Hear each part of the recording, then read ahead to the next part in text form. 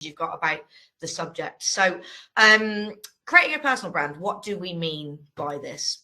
So the whole point around a personal brand is around getting you visibility in the marketplace, and that's hugely important, you know, when you're starting off your career.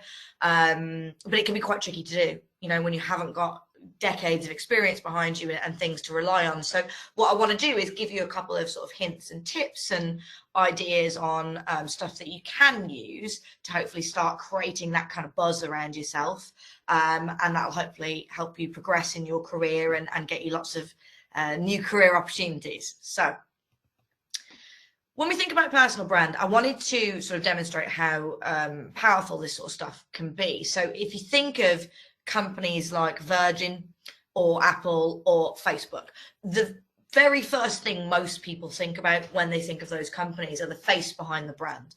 You know, when you think of Virgin, you think of Richard Branson. You know, Apple, we think Steve Jobs. Facebook, we think Mark Zuckerberg. And that's the power of a personal brand. You know, these guys have created such a buzz around themselves that people want to work for them. They want to emulate them.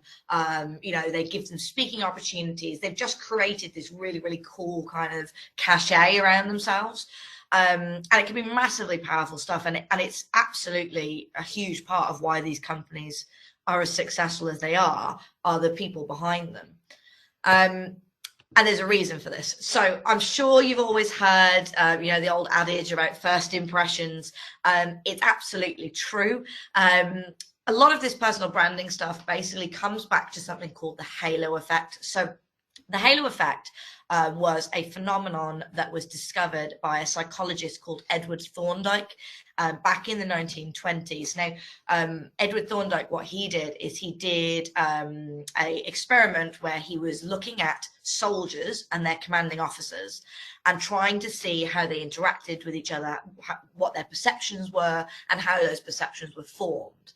And what he essentially found out is that, as we know, first impressions massively count. So when you meet someone and you have you know, a really good first impression of them, or you assume that that person is great at their job or what they do, basically what that means is that you kind of assume they're good at everything and that everything they do is brilliant. You know, it gives you a lot of leeway to play with. So, you know, if you see someone and they're talking on LinkedIn and you think, God, they're really, really great at that, they're probably really good at other parts of their job. They're probably someone that I want to interact with. And that's the halo effect. And that's why personal branding is so important, because what it's doing is it's creating that first impression. You know, particularly when you're new in your career and all you've got to go by is your CV. You know, maybe you don't have a huge amount of experience, you know, maybe you're still studying. It can be quite hard to make that first impression. So a big thing with this is, you know, getting the personal brand correct on social media, you know, getting you visible in the safety community and the risk community so that people know who you are, and it's giving you a little bit more than, I suppose, just the experience or the studying that you've been doing. So we're going to teach you a bit about how to create that great first impression so you can take advantage of the halo effect. So the halo effect, by the way, is the reason that usually when celebrities get caught, you know, cheating on their taxes or cheating on their wives, we kind of let them get away with it because we like them. You know, we've already got a really good impression of them. We think, oh, that's a slip up. I am not advocating that you use this stuff for that, for cheating on your taxes or anybody else. But, you know, that's kind of why that happens with celebrities. So I wanted to show you some examples. So hopefully Glesney won't mind that I have stolen some bits and pieces from her LinkedIn profile. So Glesney is a great example of someone starting out in their career who really managed to create a buzz and create a very, very strong brand about themselves quite quickly. And it's done her really, really well in her career. You know, she's done, she's had a couple of roles. She's got to where she wants to be. And all of it is to do with, you know, how she's put herself out there. So if you have a look at Glesney's profile on LinkedIn, you'll see she's super, super engaged in the safety community. Really engaged in the safety community. And she posts a lot of really engaging content that people want to see, they want to talk about. So things like, when she got her first role as a trainee health and safety person, putting a photo up there, talking about that experience, tagging her company in so that they could then push that out on social media as well, which is huge. And that really started to get a bit of a buzz going around her. People started to pay attention and think, oh, a young person in safety, that's great. We're really trying to attract more young people to the industry at the moment. So to see someone like this getting their first job and talking about it and talking how excited they were, that created quite a bit of a buzz around that. And then she carried on with lots of different posts. She puts things up about her personal life, because it can be personal stuff that you share. It doesn't all have to be work. I think the big thing with when you're creating a personal brand is it's got to be genuine, and it has to be who you are.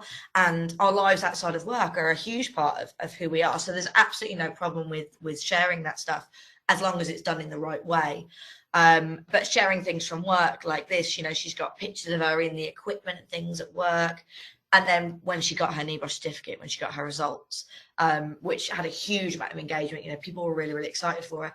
And Glesney, I know, had a bit of a tough time. The trainee role that she got, I think she was made redundant from, and she was looking for another role. But all this branding stuff she'd done, in the beginning, did her really, really well, and she was being offered interviews left, right, and centre, and she got a new role within about a week, and she's now working over at Mott MacDonald. So really, really good example of someone that's starting out, studying, and has created that buzz, and it's really helped her to progress in her career and to get a role. So definitely go and have a look at Glesney.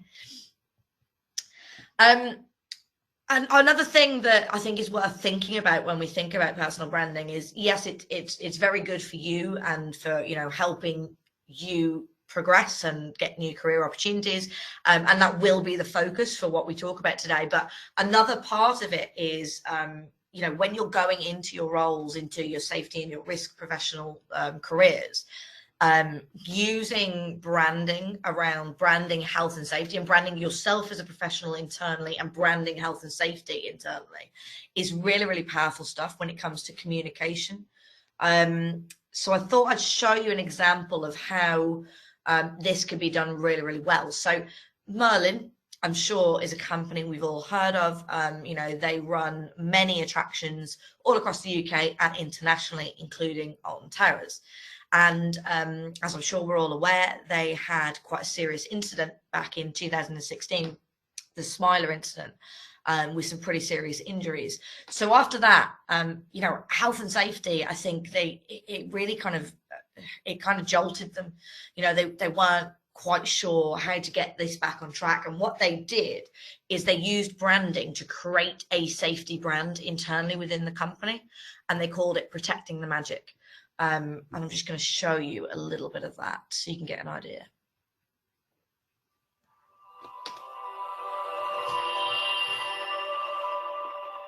We're Merlin. We love thrills. The bigger and brighter and more unique, the better. They're magic. They're memorable. Most of all, they're fun. But only when they're safe. We aim to deliver fun and magic through rock-solid, gold-plated standards in health, safety and security. For this, we've got systems and practices, and they cover everything. Designing rides, running attractions, you name it. Whatever we're doing, there's no letting our focus on health, safety and security. Ever. At all. You could say we're obsessed, and we're proud. This obsession, it's in our DNA, and it's staying there. We call it Protecting the Magic. Just one more thing. We need you. Everyone has a part to play when it comes to protecting our guests, our colleagues, and our animals. Even spiders. Protecting the magic is down to you. How? Magic, obviously. Spells, actually. 6 spells. 6 spells for safety. Use your head. Think safety first before starting every task. Be on guard. keep guests, colleagues and animals safe. Do it right. Follow all safety rules, signs and practices. Take a minute. Keep work areas safe, secure and tidy. Tell us now. Report anything unsafe. Ask if you're ever unsure. Help us all. Share your ideas for improving safety.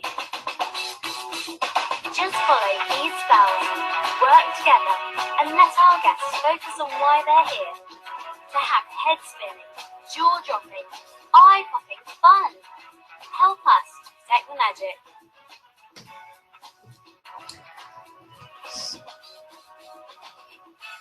So hopefully, you can kind of see, the power of doing something like that when you're trying to, sell safety and into a company and into your colleagues and your employees. So, after the Smiler incident, it was really, really important for Merlin to rebrand health and safety.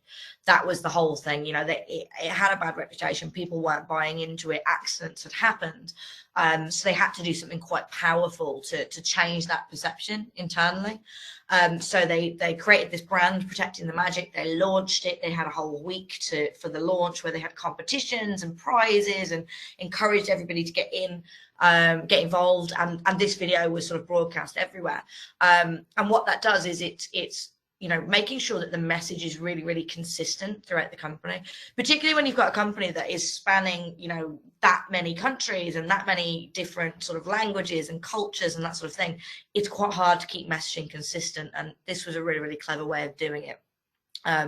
So I just thought that would be quite interesting for you as you're sort of progressing through your careers to see what you can do for yourself and what you can do kind of internally.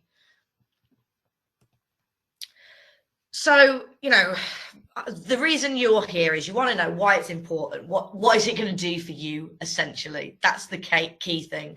And the key thing here is it's going to make you more visible. And the more visible we have, safety and risk professionals in the industry, the better the industry becomes overall. We've come a huge way in safety and risk over the last 10, 11 years that I've been doing this. And we have really, really moved forward in terms of the perception of safety and risk professionals.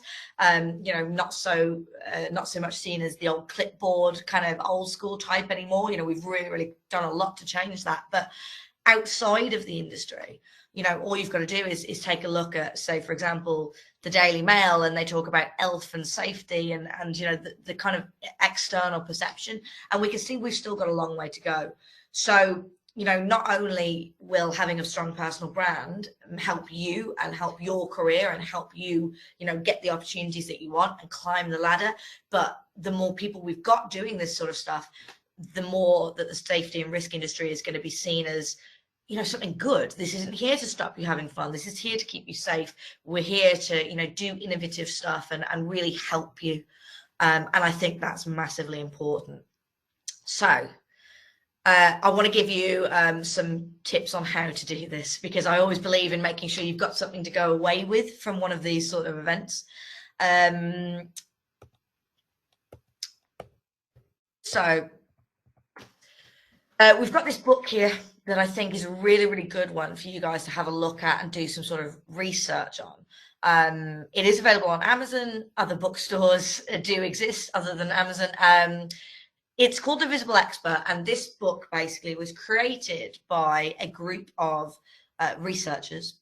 And what they did is they researched people that were seen to be experts in their field and also the people that were interacting with them. And they were trying to find out what it was that got people engaged with them, what it was that got people to, have that great first impression, that got people to buy into them, that made them listen to them. And they came up with some really, really interesting stuff. So what they discovered was that there are 5 types of expert when you're in an industry. And level 1 is the resident expert. So this is kind of where I would imagine all of you guys probably sit at the moment. You're studying, or, you're trying to progress yourselves. You know what you're talking about in regards to that particular subject area. If you've already got a role, you're the expert in that sort of company. But that's potentially where it kind of stops. When we are looking for people for our clients and we're looking to hire people in and get them, really new and exciting talent, kind of resident expert probably isn't enough. That's just kind of a given. Resident expert is where I would expect most safety and risk professionals to sit as kind of an absolute bottom line. You know what you're talking about. What I'm looking for is at least sort of level 2 and above. So level 2 is local heroes. And what that book found out is basically local heroes are those that are starting to get that strong personal brand. They're starting to be visible on social media, in person, at events, that sort of thing. And you can do this at any level. You don't have to be someone with 20 years experience to be a local hero.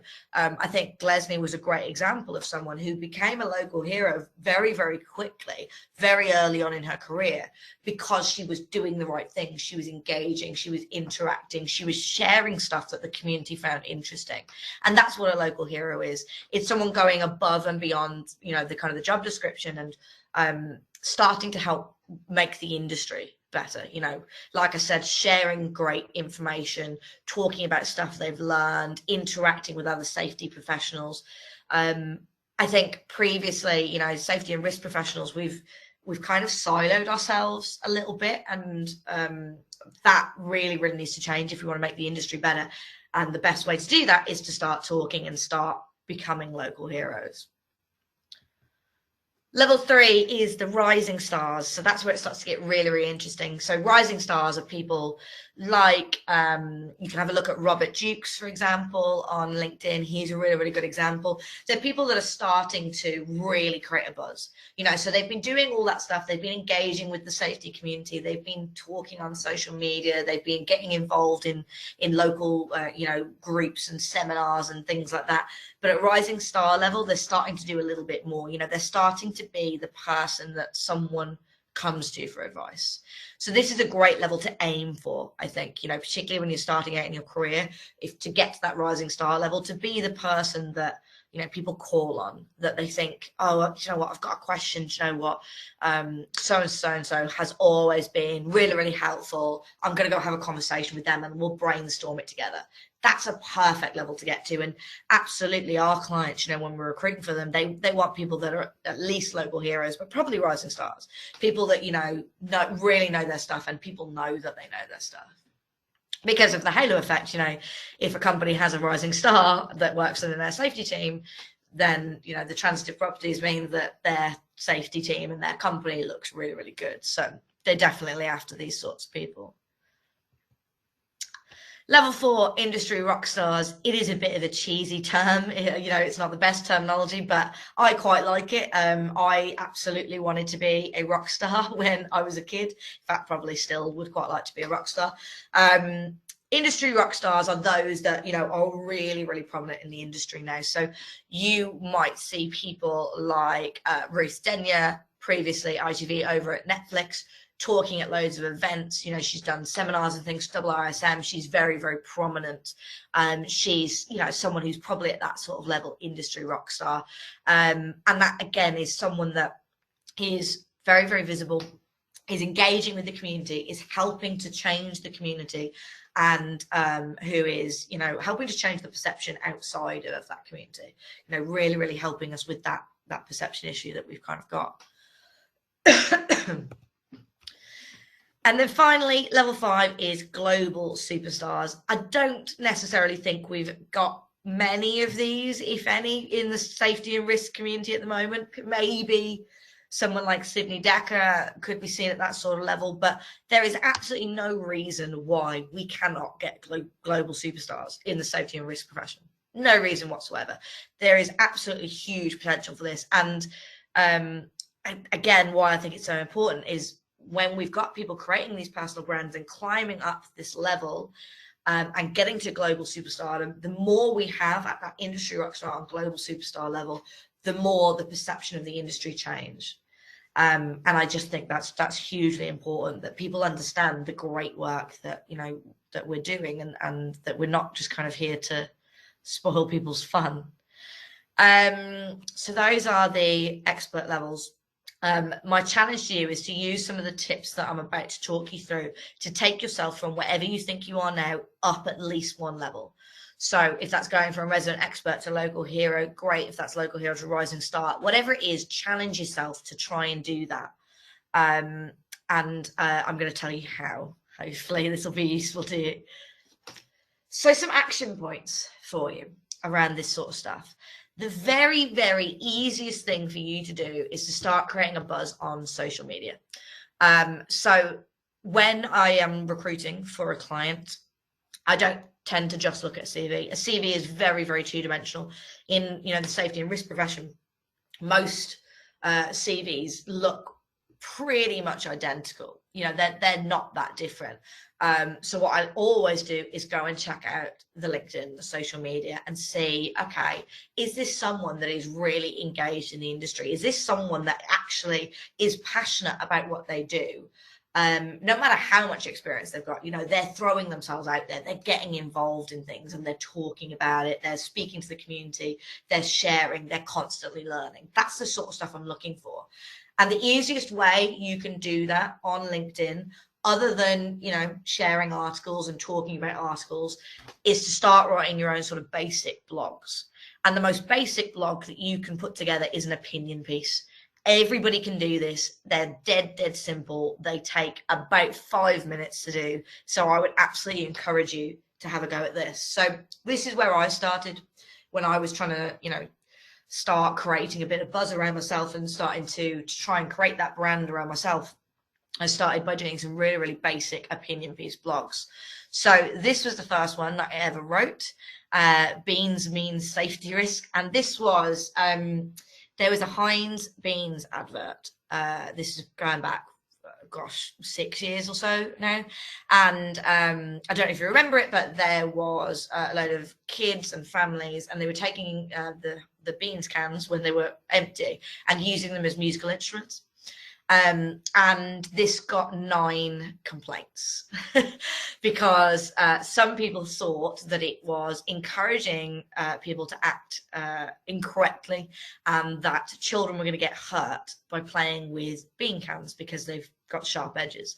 And what happened is they pulled the advert entirely because of the safety concerns. So I kind of disagreed with that perspective. I didn't think that was the correct decision.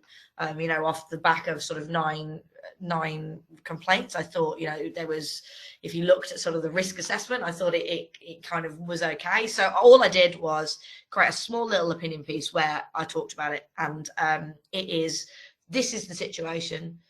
This is what I thought about the situation. What do you think about the situation? As simple as that. And this got so much engagement. It really, really opened my eyes to how powerful social media can be when you're creating your engagement and you're talking and engaging with the community. So this is where I would love you all to start, is just try and put something basic together. And that can be, talking about your studies, something as simple as that, something that you're going through at the moment. In fact, I think some of the best blogs and opinion pieces are built on personal experience because we can all really, really relate to it. So, for example, there's a guy called David Foy who started creating, started working on his personal brand and his social media a few years ago. And he wrote blogs around going through an awards journey. So he talked about, I'm going to enter this award. I've not done it before. Has anyone got any advice? Then he talked about, okay, the application's in, and this is how I found it. And, this is what I struggled with. Did anyone else struggle with that? And then finally, we got the award. So this is something you could easily do with your studies. You could, put a piece together on, right, I'm starting my studies. I'm going down this particular route. This is the career path that I've got in mind. Has anyone else gone a similar route? Has anyone gotten any advice? You could then do a piece about, okay, I'm, halfway through my studies. These are the sort of the challenges I've found, whether it's, struggling with studying and working at the same time or whatever it is, just trying to get that buzz, start talking to people, start, you know, getting noticed. People will notice these things. And, you know, in the safety and risk community, people are so helpful. They really do want to help you. So they absolutely will want to, you know, give you advice on these things and help you with your studies and things like that. And then you can end up with a piece when, you know, you get your qualifications and you can celebrate. So absolutely, that's a really, really good place to start, and where I would kind of encourage everybody to start. So please do go away and try this. The other thing with blogging is it doesn't need to be perfectly written. You know, people get quite scared about putting blog pieces together. But going back to what I said at the start about, you know, personal branding being very, very personal, it has to be you, and it has to be genuine, because people can see through it straight away if it's not. You know, if you're trying to create a alternative persona, you know, or you're trying to speak in a way that maybe isn't, you know, colloquial to you, it's not the way that you would talk. It comes across disingenuous. You know, people can kind of feel it. So don't panic too much about these being, you know, like gold star essays, perfectly written, perfectly referenced. You know, it really doesn't need to be that. You can write these as though you're having a conversation with someone. And what you'll find is the more that you do these, the more you'll refine that, and you'll find your voice. And you'll kind of, you know, you'll quite naturally come to a style of writing and a style of, you know, communicating with people that really shows who you are. So yeah, please do go away and give it a whirl. Mentoring schemes is a huge one. So, you know, we talk a lot about social media when we're talking personal branding, and it is big. You know, that is absolutely sort of the first thing that I look at. Like I said, I look at a CV, then I go check their social media. But mentoring schemes are invaluable, not just for creating a personal brand. You know, they're absolutely great for you in your career anyway, because you get to speak to people that have been down that road, who've got all that advice. And what is a bonus of the mentoring schemes is that then, you know, you're building that rapport with someone, you're engaging with them, you're giving a really good impression. And again, because of the halo effect, you know, they're going to be inclined to help you. And what tends to happen then is they will refer you to people. They will put jobs in front of you that they think you'd be really good at. Very, very often, you know, we're quite involved at HT Recruitment with the RSM mentoring scheme, and I get mentors from that scheme come to me and say, hey, I'm mentoring this person, they're brilliant, and have you got anything for them? You know, I think they'd be someone you really, really should talk to. That's someone that your clients would really, really like. So, you know, mentoring schemes are fantastic for you from a career perspective anyway, but they have this great added bonus of they do help you to cultivate that brand and get your name out there, get you noticed a little bit, and they can absolutely sort of create opportunities for you. Kind of off the back of that is peer-to-peer knowledge sharing. So again, you know, trying to make sure it's not just all about social media, although it is hugely important. It's really important that you get involved in your community, you know, in the safety and risk community. Again, there's so many great opportunities for this. You know, RSM, for example, do all these webinars and, you know, events that you can take part in. And you can go along and you can learn, and you can talk about what you learned on LinkedIn. You know, you can do blog pieces off the back of it. You can put a post up to say, hey, I'm attending this workshop today on this with RSM. Is anyone else attending? It'd be great to talk about it afterwards and, you know, compare notes and see what we learned. So you're using both, you know, the in-person and then the online stuff to create that brand. So absolutely seek out these sorts of peer-to-peer knowledge sharing, you know, events. So whether that's things like this, where it's workshops and, you know, you listen to a speaker.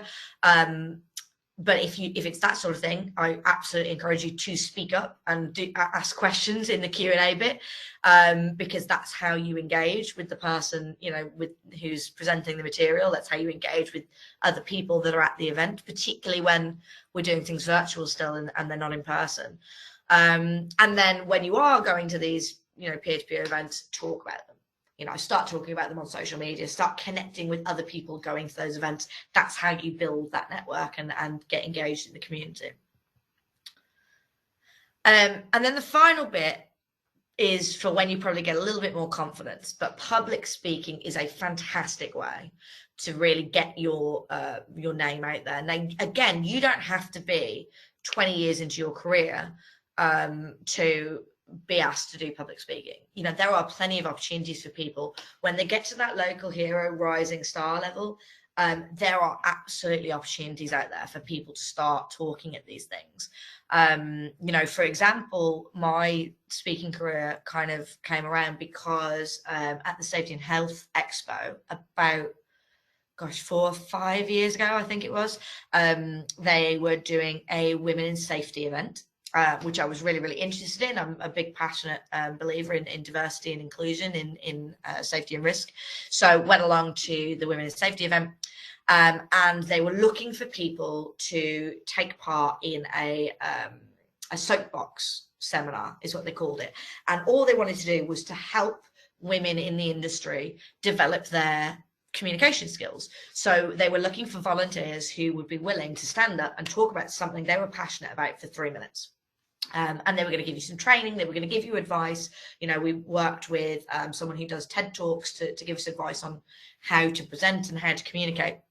So although completely terrified, threw my name into the hat, they thought what I wanted to talk about was quite interesting. So they got me involved, and I stood up and I did my 3-minute speech. Although I think I like to chat, so I probably rambled a little bit. It was probably closer to about 5 minutes, but and the experience was fantastic. I enjoyed it so much, and I enjoyed, you know, that level of engagement. And you know, people came up to me afterwards who had been in similar situations, who were, you know, young women in industry, and we started having all these conversations. And I thought, this is fantastic. Not only do I love doing this, this is really, really sort of helping me share who I am and what I'm passionate about, and it's eventually going to help shape the industry. So public speaking, if you can get involved as you start to get more confident throughout your career, I would absolutely encourage you to look out for opportunities like that. Say yes to things, throw your hat in the ring, give it a go. I know people get very nervous about public speaking, and I'm going to give you a bit of a tip that I was given when I started out in my career. One of the things that people struggle with public speaking is you get a very instinctive fight or flight response when when you first sort of stand up to do this sort of thing. Your nerves kick in, your adrenaline kicks in, and that creates then very sort of physical things that are noticeable, such as your voice may shake or your hands shake. You know, I think we've all seen people when they talk and they're holding their cards and the hands are shaking. And that's the adrenaline. That's your body basically telling you to run away because it's terrified and you're refusing to listen to it. So a great way to get over that is when you're public speaking, if you're standing up in seminars or, you know, in university or whatever it is, stand up, get your feet shoulder width apart and stand tall with a strong core, and then squeeze your bum cheeks as hard as you can. And it is physically impossible for you to shake, for those physical symptoms of the nerves to show. I have no idea why that works, but it does, I promise you. And honestly, the second you do that, you may still feel a little bit nervous, but it's not going to show. And the more you do public speaking, the less nervous I get. I absolutely promise that. So yeah, that's kind of the final challenge. Do throw yourself out there. Loads of opportunities for you to do that. So like I said, keep your eyes open for these sorts of things. Much for that, Laura. That was very informative. As I said at the beginning, if anyone's got any questions for Laura, we have got time now for her to answer those. So feel free to write them in the chat function, and Don't be shy. We'll address those now. I guess the takeaways there for me, it seems as though building a personal brand and networking are very closely linked. Absolutely. Would you agree? Yeah, very, very closely interlinked. And that's why I wanted to mention a lot of the networking stuff, because I think when we talk personal brand, people just instantly think, oh, it's social media. You know, it's LinkedIn, it's Twitter, it's Facebook. And, that can be quite off-putting for some people. If some people don't like social media, if that's not the way that they do things, that doesn't mean you can't do this and you can't create that personal brand, you know, it is a big part of it, and it is something that we look for. But if I was recruiting for a client and you know, I was referred someone, say, from a mentor in the mentoring scheme, and they said this person's amazing, but they didn't have any social media presence, that wouldn't put me off speaking to them, because that referral is showing me that they've got that strong brand, that people in the industry know who they are, that they're engaged, they're passionate. So they're absolutely really interlinked. If you can do both, brilliant, but you definitely need to do at least one or the other, either social media or networking. But if you can do both, that's the dream. Yeah, definitely. And I guess with the social media, there's sort of like an element of networking to that as well, because as well as putting your own stuff out there, you can also comment on things that others have written and reshare and that type of thing as well. So, okay. Absolutely, and then I guess the other thing I picked up on from that talk was that it's also about stretching yourself, as you say. So you may feel nervous and uncomfortable doing the public speaking, but it's important in order to grow and develop as a professional. Absolutely. Yeah. I think particularly when you know, you are you're starting out, or you're trying to change careers, or you're trying to develop your career, stretching yourself is huge. You know, it's very much about saying yes to opportunities, you know, grabbing things that are put in front of you, whether you're terrified or not. That's the biggest takeaway from me when I've been doing this and sort of going through my career over the past few years, is I just started saying yes to everything. Anyone asked me to do, it was like, yeah, sure, I'll do that, and then you figure out how to do it later. So and it builds confidence. The more you do stuff, the better. The more you interact with people, the better. You know, going to networking events can be really scary when you first go, you know, and you first have to talk to people. I probably shouldn't say this, but if you can go to one that has wine, that makes it way easier. But just put yourself out there. And the more you do it, the more you say yes to opportunities, and the more you try things outside of your comfort zone, the better you're going to be as an individual and as a professional, because you're developing all those soft skills that employers are really looking for. You know, you're developing communication skills and empathy and listening and all of that sort of stuff that's so important. So yeah, say yes to everything. Yeah. Within reason. Yeah, and as you mentioned, we do have the mentoring scheme as well, and the mentors can help in a range of different areas. So it could even be sort of, you know, with making introductions at networking events, if that's the sort of thing you need help with, and pointing you in the right direction. So we have had a few comments and questions come through. So quite a few people have said thank you. We've also had someone say, how do we start talking when you have struggles with speaking? And I guess, I mean, you sort of mentioned that preparation is key, really, for your first. Yeah, 100%. So confidence is massively tied to being prepared. The big thing that I was taught when I was doing this TED Talk training, when we were doing the soapbox thing for women in safety, that was kind of all our main fear. You know, we were all scared of talking. We were scared that maybe people were going to pull us up on something, that we might say something wrong, that someone might heckle you, or someone might ask a question that you don't know. And the lady that did our training, she said, 99% of people in the world are lovely. You know, they really are not trying to trip you up when you're speaking. They want you to succeed. You know, have you ever been in an environment where someone is struggling? Usually, you know, you feel for that person, you want to help them. You don't think less of them. You want to support them and you want to help them progress. And that's the same in public speaking. You know, if you get to a point where you mess your words up or you forget a point, that's fine. Nobody is going to judge you for it at all. I mean, you'll have noticed when I was doing this one, I forgot about a slide. You just move on. It's fine. It's not a problem. You can just keep going. People aren't really trying to trip you up at all. And the other big thing that I was told as well is people get really nervous about the Q&A if they put their hand up and they ask a question and they worry that it's a stupid question and that like the presenter or someone is going to say, well, I already spoke about that. That's a daft question. I promise you that will never, ever happen. People, particularly in the safety and risk community, are so helpful. They just want you to do well. So it's absolutely fine to ask a question, even if you think they've already answered it. I wouldn't be offended if someone said, oh, can you just go over this again? Or can I ask you this? And I'd already talked about it. That's fine. I'll answer the question anyway.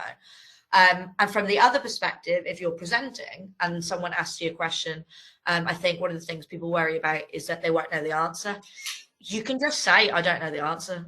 That's fine. That's absolutely fine. And I have done that many times when I've been on panel discussions, you know, that someone will ask me something and I'm not 100% sure of the answer. Don't blag it, because like I said, branding's got to be real. It's got to be genuine. If you try and lie, people will tell. Just say, do you know what? Great question. I don't actually know the answer to that. I'm going to go away. I'm going to look it up and I'll come back to you.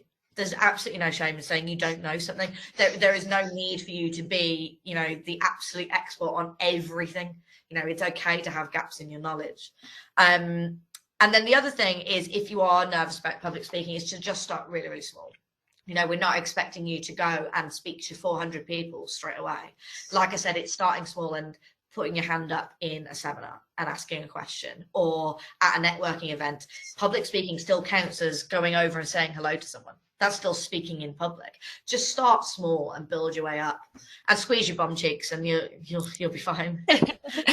Okay, and we've had another question actually about the social media channels. So you predominantly use LinkedIn. Do you also use Facebook and Instagram at all in a professional capacity?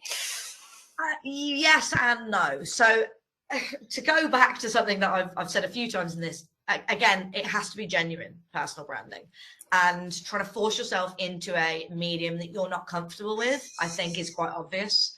So LinkedIn, I'm very comfortable with because it's a professional setting. You know, it works for me. It works for my style of communication. So that's why you'll see me on there 24/7. I have Twitter. I use it occasionally. Twitter is not something that I would use in my personal life, so I'm not 100% comfortable with it. So what I did with Twitter is, to start off, is I linked my Twitter to my LinkedIn. So anything that I talk about on LinkedIn automatically gets tweeted. That was already just a weight off my shoulders, because it meant content was going out all the time. And then I just kind of join in conversations when I think about it, when I've got something to contribute. I don't do huge amounts on that because it's just not a medium that I'm necessarily comfortable with. Instagram is a medium I'm very comfortable with. I love Instagram, so we do loads on Instagram. So again, it's just kind of finding what works for you and your style. LinkedIn for me is the one that you probably need to get best at if you are looking for a job, because it's the professional one. That's the one where I'm going to go look at. You know, I might check you out on Twitter or Instagram, but really I'm going to go look at your LinkedIn profile. That's kind of the main one. So that, if I would encourage you to try and get comfortable with that if you can. And if you are, you know, if you tweet prolifically in your outside of work life and you love it, then definitely use Twitter, because you will get good opportunities, because you understand Twitter and you know how to interact with people. So yeah, just use what you're comfortable with, would be kind of the message there. Okay. And then someone's asked what some of the obstacles you face. But I guess, I mean, you've mentioned that it just takes a lot of, I guess, practice and repetition at going out and doing the networking and doing the public speaking to get better at it. Obstacles you will face is you will not please 100% of the people 100% of the time. As you know, like I said, 99% of people are lovely. But when you do stuff on social media, you are opening yourself up to criticism. And that's something you just kind of have to be okay with. It's okay for people to disagree with you. And that happens. And that's something that I really struggled with. I think that was a big obstacle for me, and getting comfortable with that, because I like people to like me. So when I was posting things on LinkedIn, and very, very occasionally I would get someone that disagreed with me, that would kind of shake me a little bit. And I think, oh my God, I'm a complete fraud. I have no idea what I'm talking about.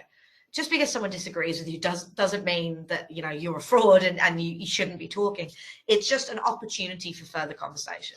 So I had to get used to that, and I had to push myself to, when someone disagreed with me, go back to them, always remaining polite, and ask them, and just try and use that as an opportunity to open up further dialogue. And again, doing that 99% of the time, you'll get to a resolution, you'll agree to disagree, or you'll learn something, or they'll learn something, and it's been a learning experience for everybody involved. Very, very, very, very rarely you'll get the one person that you're never going to please. that it is what it is. Not everyone's going to like you, but that was the biggest obstacle for me, is learning not to take that sort of stuff personally. You know, it's okay to disagree with people, and it's going to happen on social media. So. Of course. It's such a visible, I guess, platform for it to happen on. It can be quite, a bit disconcerting when it happens at first. Okay, so, and then the question we've got here is, can you talk more about going from the resident expert to the local hero? So if you could just recap on that for absolutely. us. So if you think of resident expert as somebody who does their job, basically that's a resident expert, you know. So in recruitment, I'm a resident expert in my company about health and safety recruitment. You know, if you're a health and safety or risk professional and you work for a company, you're probably a resident expert. You know your stuff. Even if there are people above you in the team, you know, you have a certain section of knowledge. That's your resident expert. So that's why we kind of say that's the baseline. That's where I'd expect everybody to be, that, you know, you know what you're talking about a certain area. That's kind of the same. Local hero is going outside of your company. So basically think of local hero as kind of going outside your comfort zone. That's your first steps outside your comfort zone. So that is just starting to engage with your community. And your community can be social media. It can be a community that you've created on social media. It can be, you know, a local Irish meeting or something that you go to. It can be a group of you that all study together, you know, and you create a study group. That can get you out into local hero. But again, the important thing with this is just, if it is in person networking that you're creating these communities and you're talking to these people, is then to bring the conversation into social media if you can, because that's where it's going to start to really show and get noticed by people. So if you've got a study group, you know, and you're all working together, start talking about that on social media and start sharing that sort of stuff. And that's your local hero level, because it just shows that you are engaged. You know, you are not a siloed individual. You are part of the safety and risk community, and that's what we want. That's why that's kind of the bottom level for me. Even with entry level roles, you know, I'm looking for someone that hasn't just studied and got a certificate and then stopped. I want someone who's passionate, who genuinely really cares about the industry, and I can see that because they have a study group, or they go to these meetings, or, you know, they've spoken about something on social media. That's that local hero kind of level. Hopefully that helped. Yeah, brilliant. Well, that's all the questions that we've got today, Laura. So thank you so much for sharing all of your knowledge and expertise in this area with us. I'm sure I speak on behalf of everyone when I say it was extremely useful. And thank you to everyone for joining us as well today. If you do have any questions for Laura, her email address is on screen there, and also you can also contact us at IRSM as well for any further information about the mentoring scheme or other initiatives that you might be interested in. Okay, that's all. Thank you very much. Thank you, guys. Here we go. We've just had someone say they're now off to write their first blog. That's brilliant. Oh, fantastic. Great stuff. Please send it to me when you have, and I'd love to read it. Okay, great. All right. Thank you, Laura. Thank you, everyone. Goodbye. Bye. Bye.